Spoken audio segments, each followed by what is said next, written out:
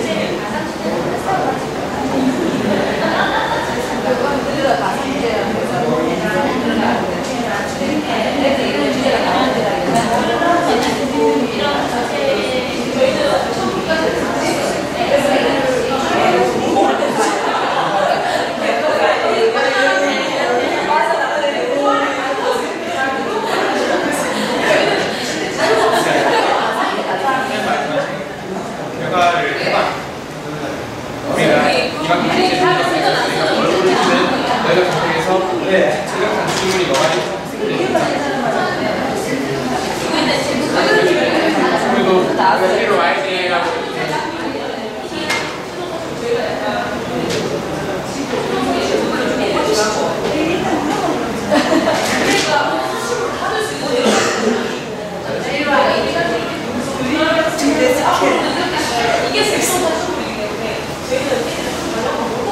사실 우리가 이렇게 애매하게 아니 우리 아빠가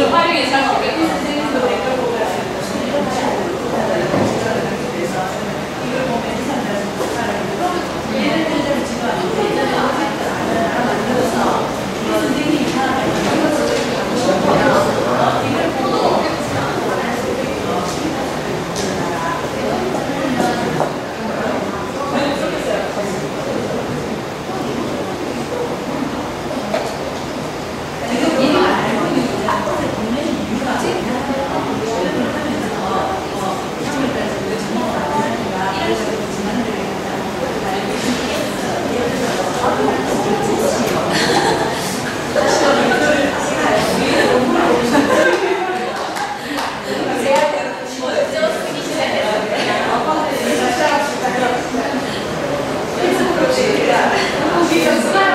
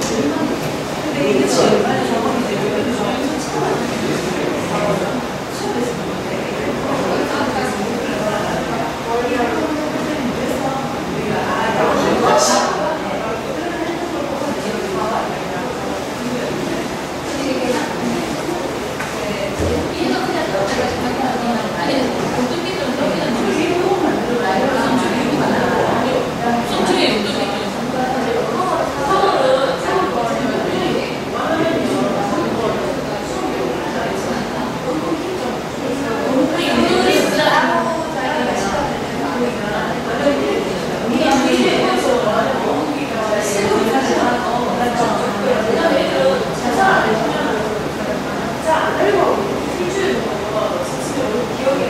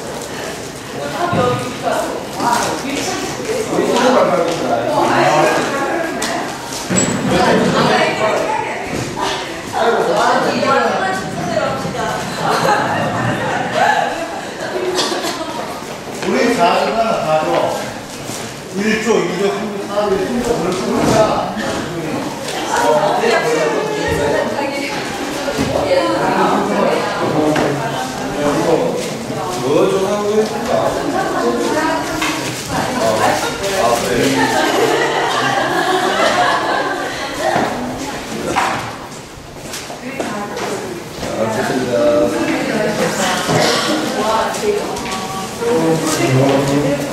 아, 저거 흔히 지금 보이면 안 되는데.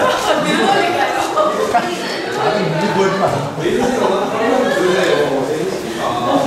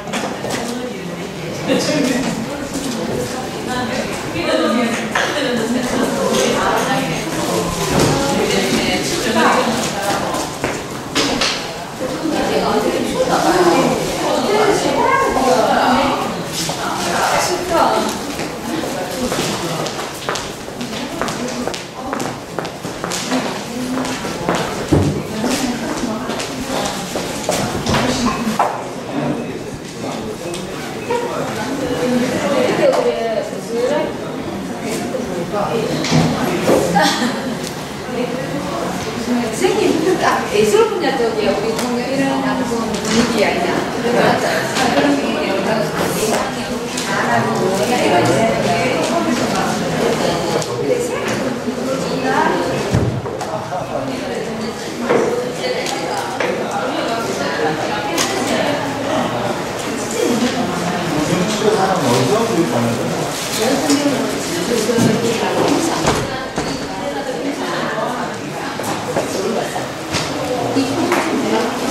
칭찬 안 되거든요.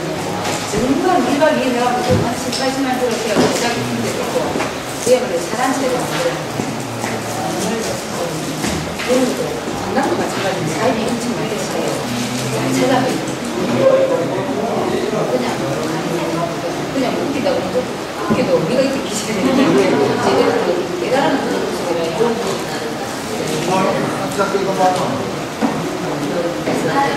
그래서 제가 좀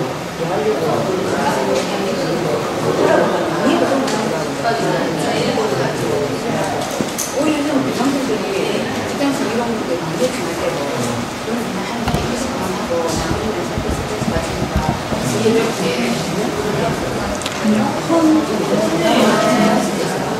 집이 나는 잘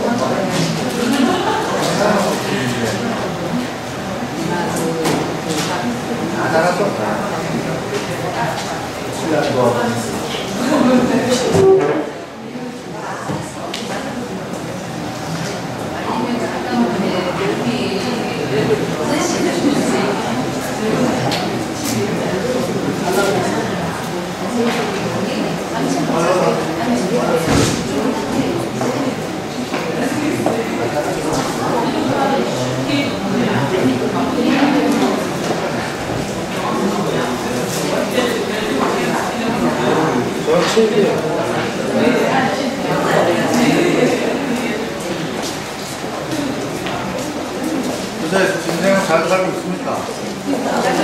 아고, 인감 잘 되네. 우리 부담이 잘 됐어요. 저기 여기까지 한번 물어봐봐. 안 보이네.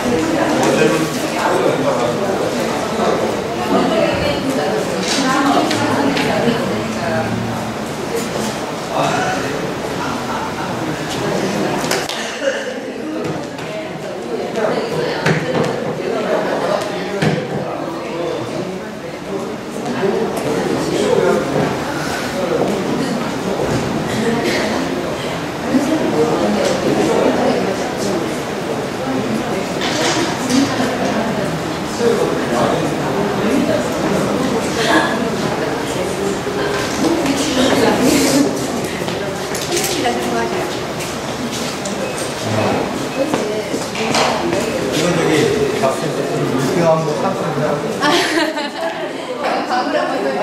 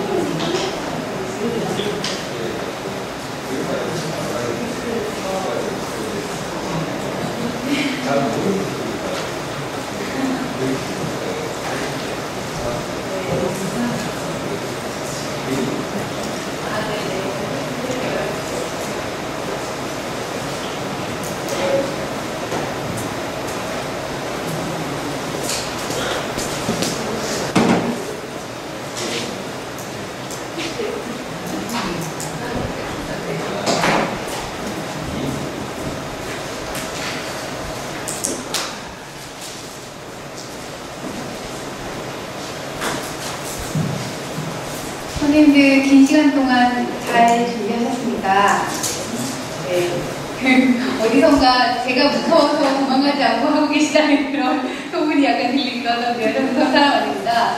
자, 지금부터 선생님들 이제 작성 자유롭게 조금씩 하시고요. 평가서는 좀 자유롭게 작성하시고 한 팀씩 돌아가면서 발표를 하면 좋겠는데 혹시 자발적으로 먼저 발표하겠다 해주시는 팀이 있으니까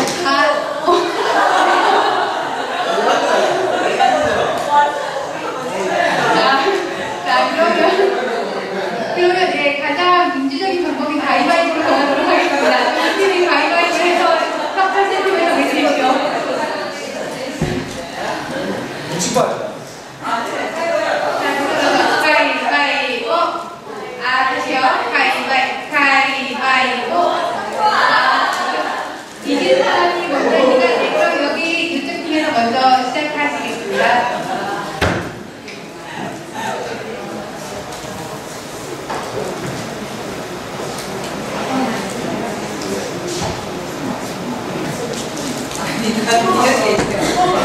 예초를 생각하면서 차트의 크기를 발표를 하도록 하겠습니다.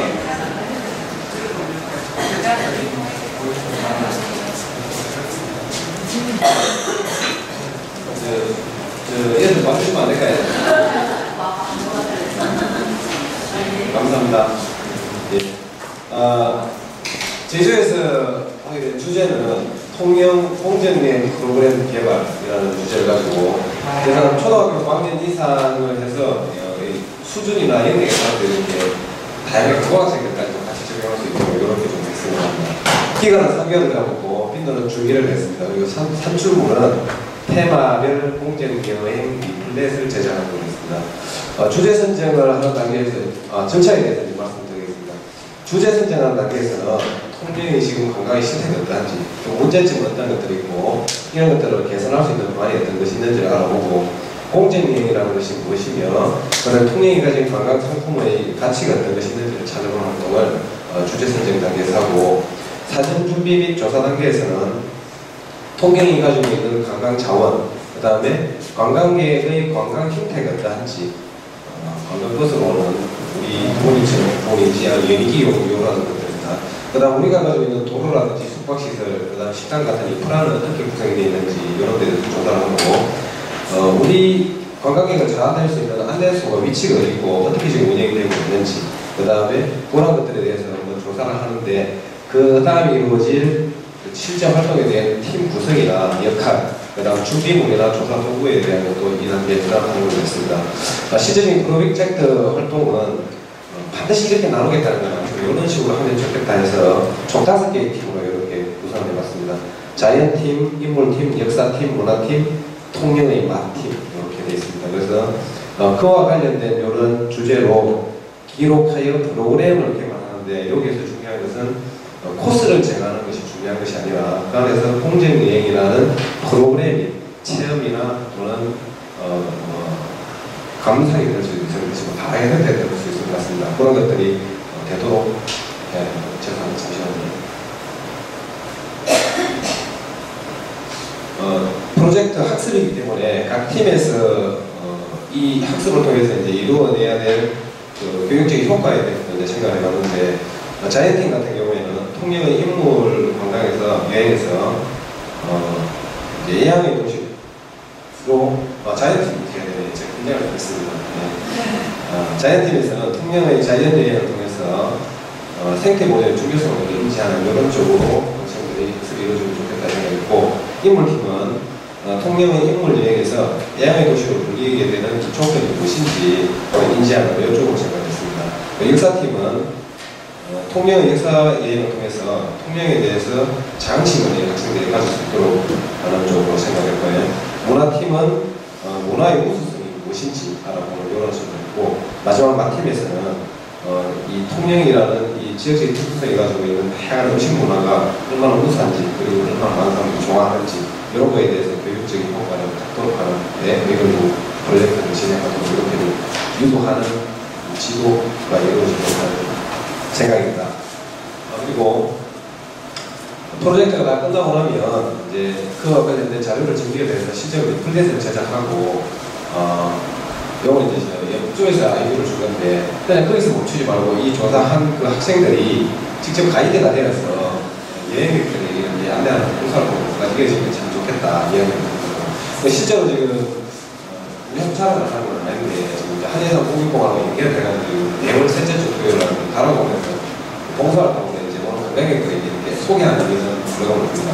그러니까 관광객들 두 종류입니다. 쟤들 뭐야 이런 표정으로 있는 분들도 계시고 직원들하고 같이 있으니까 약간 신뢰를 하시면서 야 초등학생들 조그만한 것들이 오늘 잘하네 이러면서 이제 호기심을 가지고 더욱더 이렇게 또 재밌게 이야기를 해주시는 분들도 있더라고요. 그래서 아주 좋은 교육적인 효과를 더 가지고 올 수 있을 것 같습니다. 이제 발표 단계에서는 관람 발표인데 요거는 다른 팀을 관람하고 우리 거의 발표를 하자 이런 것입니다. 그럼 이제 질의응답을 통해서 각 팀별로 수정 권한에서 최종 성과물을 완성을 하도록 하고 그것이 통영시청의 문화관광과 담당자와 면담을 통해서 통영의 많은 관광객이 올 수 있는 상품으로 이렇게 할 수 있는 것 또 많은 관광회사에다 제공을 해가지고 통영이라는 곳이 좀 더 관광 문화가 관광 상품이 좀 더 활성화돼서 통영 사람들이 좀 더 살 수 있으면 좋겠다. 이런 식으로 생각했습니다. 연계 기간 같은 경우에는 개인적으로 많이 이렇게 활용을 하면 할수록 좋을 것 같아서 기본적으로 자료 수집하는 단계에서 여러 가지 필요할 것 같고요. 그 다음에 이제 실제로 우리가 조사 활동을 하는데 그분들은 이제 조사 가이드로서 이렇게 좀 이렇게 활용을 할 수 있을 것 같습니다. 그 다음에 이제 여기 처음 돼야 되는데 주제 선정 단계에서 이제 기초 어떤 마인드 행성이라든지 지식 이해를 위해서 강사를 이렇게 초빙을 해서 하는 것도 괜찮을 것 같고 그 다음에 우리가 했던 방향에 대한 어떤 최종적인 어느 중간 단계에서 금수 절차나 이런 쪽으로 해가지고 방향성이 올바로 가는 쪽으로 해보면 연계기간은 좋을 것 같습니다. 원칙은 60% 정도는 옆에서 약간 도용 모방을 이용한 참조를 했습니다. 모임 성찰을 하지 말자. 그리고 배려와 협동을 하자. 그 다음에 지역에 피해를 주지 않는 활동으로 진행하자. 그리고 반드시 주 1회는 면담을 통해서 방향이 올바르게 가는지 확인을 하자. 그 다음 학습의 결과 유관기관과의 효과적인 연계 활동을 통해서 프로젝트의 질을 개선하자. 앞에 하고 연관이 있는 것 같습니다. 그리고 마지막으로 학습의 결과가 통영의 발전에 영향을 미치도록 지속적으로 계속 이렇게 노력하자. 이상입니다. 오랜만에 문제스들이 활약한 GP에 죄송합니다.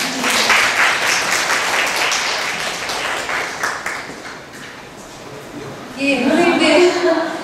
진짜 제가 아까 전에 말씀드렸던 여러 가지 요소들, 원칙이라던가, 그리고 그 안에 들어가야 되는 기간, 빈도, 그리고 그 사전 수업을 어떻게 해야 되는지, 연계 기간하고 어떻게 연계를 해야 되는지, 이런 얘기들이 다 잘 들어갈 것 같습니다. 그리고 리플렛을 만들어서 관광가 면담한다는 게 저는 굉장히 인상적이었는데요. 꼭 이런 프로그램들이 만들어져서 관광가는 참 고민이 많습니다. 언제나 어떻게 하면 사람들이 유치하고 또 할 수 있을까 고민이 많은데 선생님 말씀하신 한려해상 국립공원과 연계해서 한다는 그런 자원봉사처럼 정말 이렇게 해서 초등학생이라도 그렇게 설명을 하고 할 수 있다고 생각하고요. 제가 예전에 어떤 프로그램을 봤었는데 TV 프로그램이었는데 한 초등학교 한 5, 6학년 정도 되는 학생들하고 중학교 한 1, 2학년 되는 학생들이었는데 우리나라 문화에 대한 문화 해설을 영어로 하는 그런 자원봉사를 하고 있더라고요. 그래서 영어 공부를 하는 것 역시 하지만 어쨌든 그 학생들이 그런 경복궁이라든지 서해에 있는 학생들이었는데 경복궁이나 이런 여러 가지 문화재에 가서 그런 설명을 할 때 외국인들이 와서 굉장히 신기해하고 또 어린 학생들이 이런 걸 한다는 거에 대해서 굉장히 칭찬하고 이랬다고 하더라고요. 그래서 그런 것들이 통영에 있는 초등학생들부터 계속해서 할 수 있으면 아이들이 자기가 설명하는 것만큼 배우는 게 없잖아요. 자기가 설명하는 하면서 또 통영에 더 알고 또 알릴 수 있는 그런 아이들이 될 수 있을 것 같다는 생각이 듭니다. 혹시 다른 질문이나 코멘트 있으시면 해주시면 그 다음에 실제적으로 이때 더 많은 도움이 될 것 같은데요. 선생님 이거를 조금 이렇게 네 이렇게 선생님들 보이게 네. 아닙니다. 혹시 질문 있으시면 질문을 좀 해주시면 좋겠습니다.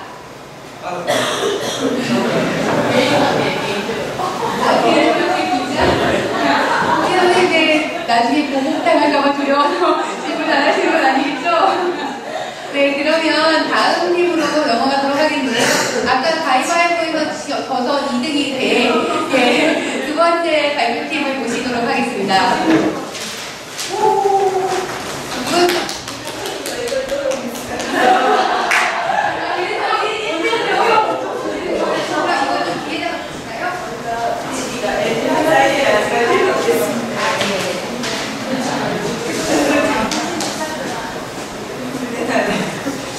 예, 저희 조는 경제 파트를 맡았는데 선생님들도 지금 당장 경제하면 떠오르는 게 돈 말고 다른 게 있으십니까? 저희도 처음에 그래가지고 이 방향 잡기부터가 너무나 어려웠습니다. 그래서 어제 YWCA 가보고 저희 나름대로 정한 주제를 뭐였냐면 똑똑한 소비 착한 밥상이라는 제목으로 경제를 한번 해보았습니다. 대상은 초등학교 5학년부터 중학교 3학년까지 잡았는데 더 어린 학생도 가능은 한데 이 정도가 저희 프로젝트에서 가장 적당한 것 같습니다. 그 다음에 기간은 한 학기 4월부터 6월까지 잡았고요. 6월 끝나고 7월 첫째 주에 이제 발표하는 식으로 그렇게 했습니다. 그 다음에 빈도는 주 1회 창의적 재령 활동 시간에 주 1회 만나서 하는 걸로 했고 상황에 따라 그때그때 뭐 한 번 더 만날 수도 있고 아니면 뛰어놀을 수도 있고 그때그때 했습니다. 원칙을 5가지로 해봤는데요. 첫 번째는 되도록이면 반전체를 하되 4명 정도로 모둠을 구성한다 이렇게 했습니다. 처음엔 지원자만 한번 뽑아서 한번 해보는 건 어떨까 이렇게 생각했었는데 이게 경제적인 거다 보니까 되도록이면 많은 애들한테 실시하는 게 더 효과적인 것 같아서 기왕이면 내가 맡고 있는 반을 통째로 한번 해보자 이게 시작이었습니다. 그 다음 두 번째 이게 중요합니다.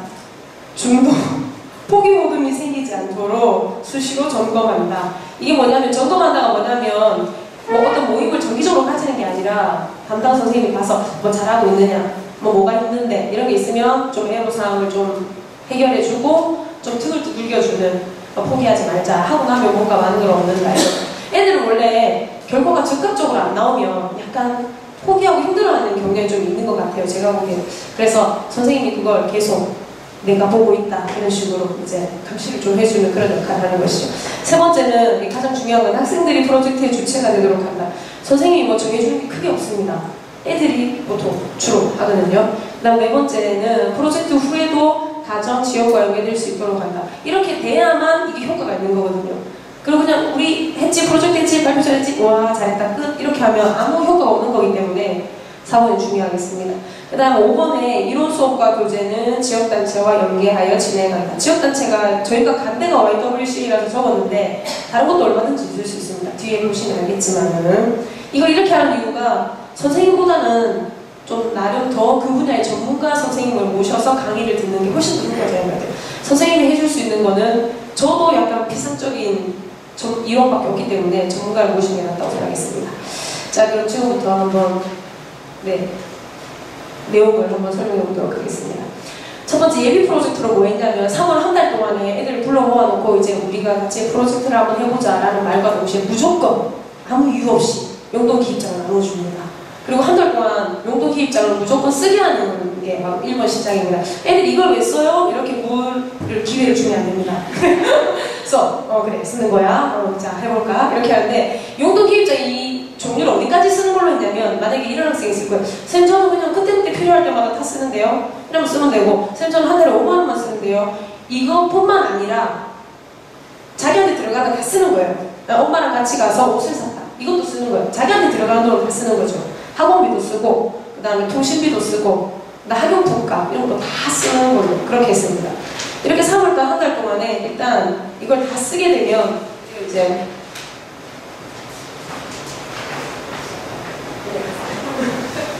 3월달 마지막 끝나고 4월달에 이제 YWCA 어제 가보니까 똑똑한 소비라는 이 싱크머니라는 이 교재나 이런 게 굉장히 잘 돼 있더라고요. 그 강사님을 불러서 드디어 뭘 하냐면 소비교육 이론 수업을 하는 거예요. 이론 수업을 하면서 자기 용돈 기입장을 가지고 같이 보는 거죠. 그러면서 애들이 뭘 느껴야 되냐면 첫째는 내가 정말 돈 쓰는 기계구나. 내가 정말 나한테 들어가는 돈이 의외로 엄청난 양의 돈이 들어가는구나. 그 다음 두 번째, 내 용돈을 보니까 필요 없는 곳에 또는 굳이 안 사도 되는 거에 너무 많은 돈을 낭비하고 있구나. 나는 저소득층처럼 먹는데 너무 많이 쓴다. 이런 식으로 자기에게 쓰는 소비율을 그래서 소비적인 그런 걸 열심히 이제 분석을 하는 것이 바로 4월에 해야 될 내용입니다. 이 강의를 뭐 1시간 갖고는 부족할 것 같아요. 저희 생각에는 2시간 이상은 해야 될 것 같고, 용돈 씀씀이를 분석해서 이 보고서를 작성하는데, 보고서 작성의 내용이 뭐냐면, 나는 이 YWCA 똑똑한 소비의 가장 첫 번째 원칙이 뭐냐면 소득이 없으면 소비도 없다거든요. 근데 애들은 아무 소득도 없잖아요. 그런데 소비는 엄청 많이 하거든요. 나는 정말 소득도 없이 돈을 쓰는구나. 이걸 깨닫는 게 1번이라고 생각합니다. 그래서 뭘 해보냐면, 자, 그럼 얘들아, 너희들이 이번 달에 쓴 돈이 모두 한 50만 원 된다. 50만 원을 벌기 위해서 어떻게 해야 할까? 이제 드디어 시작하는 것이죠. 그래서 5월달에 뭐 하냐면 드디어 돈을 봅니다, 애들이 돈을 버는데, 이것 때문에 저희 조에서 가장 많은 논란이 있었던 게 바로 이 번호인데요. 어떻게 돈을 벌 것인지 소득 계획을 세우는, 이게 진짜 가짜 돈이 아니라 진짜 돈을 버는 거기 때문에 실현 가능성이 있는 계획을 직접 짜서 실천하는 거죠. 우리 조에서는, 그러니까 저희 머리에서 나오는 이것뿐이에요. 애들은 더 다양하게 나오겠죠. 뭐 편품을 수집해서 팔자, 아니면 바자회를 열자, 벼룩시장처럼 이런 걸 열자.